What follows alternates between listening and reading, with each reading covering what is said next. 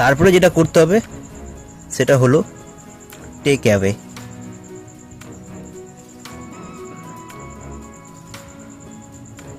তারপরে যেটা করতে হবে সেটা হলো, দেখুন সব ভালো জিনিস কিন্তু সবার জন্য থাকে না, রাইট? এবার ভালো জায়গায় কিন্তু সবাই চান্সেসও পায় না।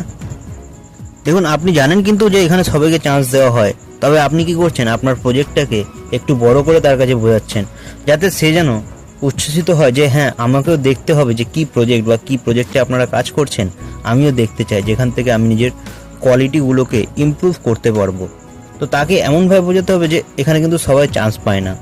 আর তবে তার জন্য তুমি যদি দেখতে চাও যে আমাদের প্রজেক্টটা কী, বা তুমি যদি আমাদের প্রজেক্টের বিষয়ে জানতে চাও, তাহলে তোমাকে যেটা করতে হবে, তুমি তাড়াতাড়ি নিজের ডকুমেন্টসটা নিয়ে আমাদের অমুক জায়গায় একটা প্ল্যানশো রয়েছে, বা অনলাইনে আমাদের এরকম প্ল্যানশো রয়েছে, তুমি সেইখানে এসে কিন্তু আমাদের প্রজেক্টটা অ্যাটেন্ড করতে পারো।